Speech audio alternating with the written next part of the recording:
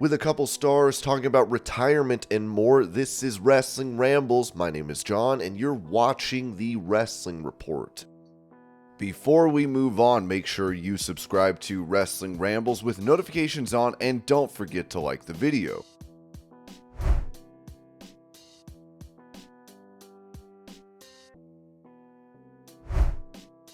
As Odyssey Jones was shifted from Raw to SmackDown after never once appearing on the Red brand, he has been absent from television. Now, PW Insider has said, "We were asked by an elite about Odyssey Jones. He was quietly moved to SmackDown a while back. Jones has not been on the road recently, but we are told that is expected to change."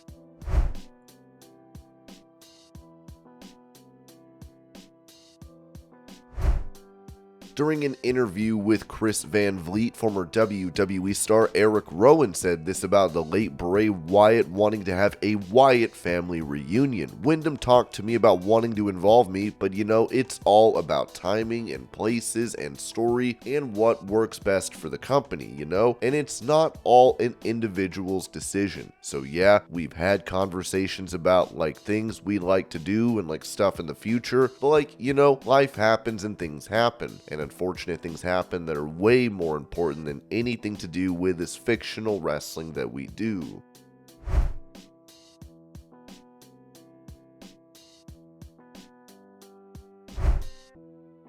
With Liv Morgan having been out of action with a shoulder injury, this was said by Ringside News regarding her recovery. According to PW Insider, Liv Morgan might be making her way back to Birmingham, Alabama this month for a crucial evaluation. It remains to be seen when she makes her WWE comeback.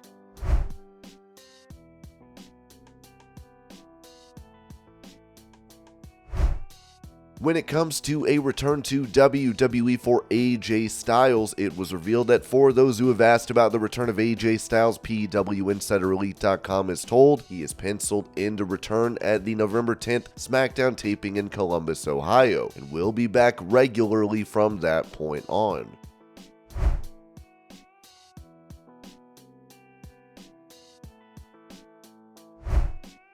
For a status update on Ric Flair in AEW, the company released this statement. Wrestling legend Ric Flair signs multi-year deal with AEW. The Nature Boy's new Woo Energy announced as exclusive energy drink of AEW. November 2nd, 2023, AEW CEO Tony Khan today announced a multi-year deal with Hall of Famer Nature Boy Ric Flair, who surprised fans in attendance and viewers at home during last Wednesday's AEW Dynamite show in Philadelphia, marking his historic return to TBS by appearing as Khan's special gift for the icon Sting. Flair's AEW debut comes on the heels of his longtime friend Sting's impending retirement announcement, which will culminate with the icon's final match at AEW Revolution in 2024. Over the course of their 30-year history, Flair and Sting have shared incredible rivalries, momentous matches, and a respected friendship. Khan also announced that Flair's Woo Energy will become the exclusive energy drink of AEW. During AEW show dates, select host venues will carry the clean energy drink at concession stands for fans to enjoy. In addition, the beverage will be stocked in the wrestlers' locker rooms and will also be seen on the announcer's desk during live broadcasts. Fans watching at home can experience Woo Energy by ordering via wooenergy.com. Last Wednesday, the Nature Boy made his epic return to TBS more than 35 years since the Flair vs. Sting rivalry first began on the Superstation, said Khan. "It's truly an honor to welcome the legend himself and Woo Energy to AEW. Rick cemented his legacy as one of the greatest professional wrestlers of all time long ago, and now his world-renowned persona and his amazing wrestling mind will be major assets to AEW's programming and our position globally. Most importantly, it's fitting that the final chapter of Sting's iconic career will unfold on TBS with Ric Flair by his side. I've been in the wrestling business for over 50 years, said Flair. Together with AEW and Woo Energy, I've never been more excited and I've never had more energy. When the Nature Boy promises a show, you know how it's gonna go. Woo. We've all been part of a Woo moment. Time stops, crowds erupt, and people unite to celebrate the extraordinary. It's electric. You hear it, feel it, and never forget it, said said Chad Bronstein, president and chairman of Karma Holdco, parent company of Woo Energy. This is so much more than a partnership. Together, Ric Flair, AEW, and everyone at Woo Energy will create more unforgettable moments for generations of wrestling fans.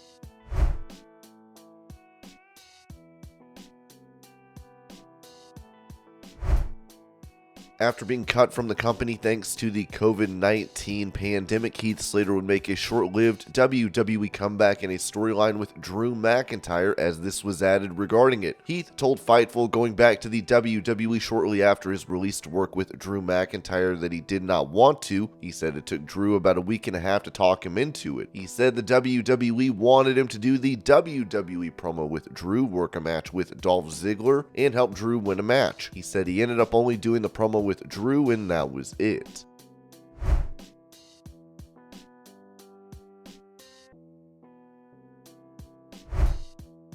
Explaining why Fox did not end up retaining Smackdown for their television lineup, CEO of the company, Lachlan Murdoch, said during a Fox earnings conference call, "We were not hitting the advertising numbers due to the audience of the WWE to make to return for our return on investment to be above the levels that we would accept. But also, we didn't attribute enough significant retransmission revenue to the WWE either."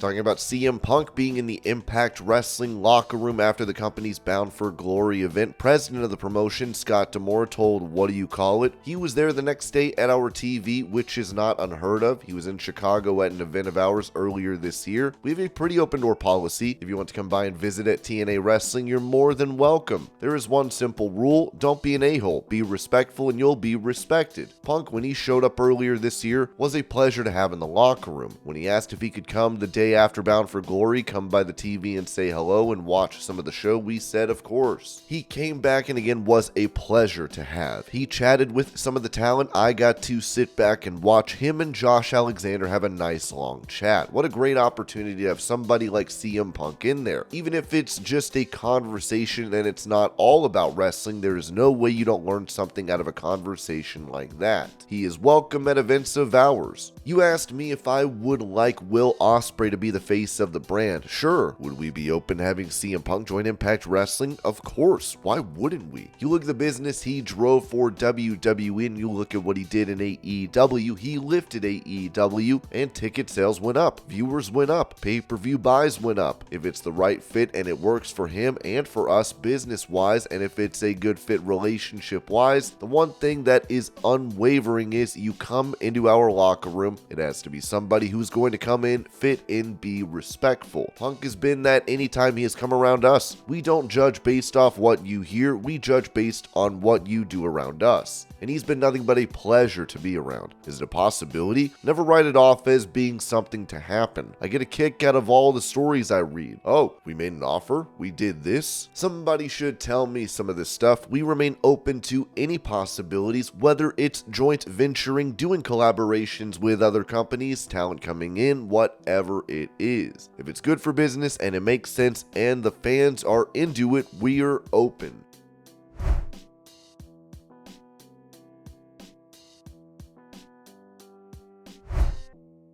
Speaking of CM Punk, the man himself posted a cryptic message to fans as he wrote, "Sometimes your value isn't seen until your absence is felt." Do you think CM Punk will return to WWE at Survivor Series in Chicago? If not, where do you see him going? Be sure to let me know in the comments.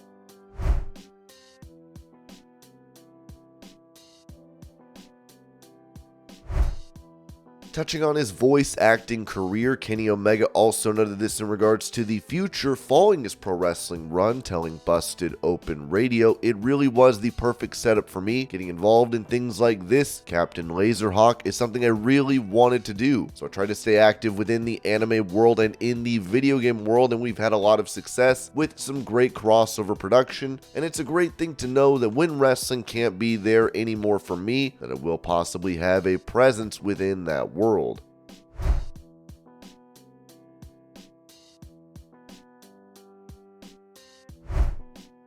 Staying on the topic of pro wrestling careers winding down, Adam Copeland discussed this on ESPN's The Drop, saying retirement was an option. There were three options. It was WWE, retirement, and once I was free of my contract, AEW was an option. I had those three and I sat with it. I really did. I had discussions with the family, with my friends, and it really was Lyric, my 9-year-old. Put it to me plainly. Are you still having fun? Yeah. Where are you going to have the most fun? With Uncle Jay. It seemed like a no-brainer. And then talking to Tony Khan and his excitement levels for it, that gets you excited. We started going down the list and seeing all those potential matchups and the stories we could tell. It got very exciting. I'm also a realist in regard to there's only so long that can last. I don't want to be pulling anything down. I still want to be propping up. I don't know how long that means, but I do know it gets tougher every year. I feel great, and as long as I feel great and feel like I can maintain a certain level, that's how long I'll be around.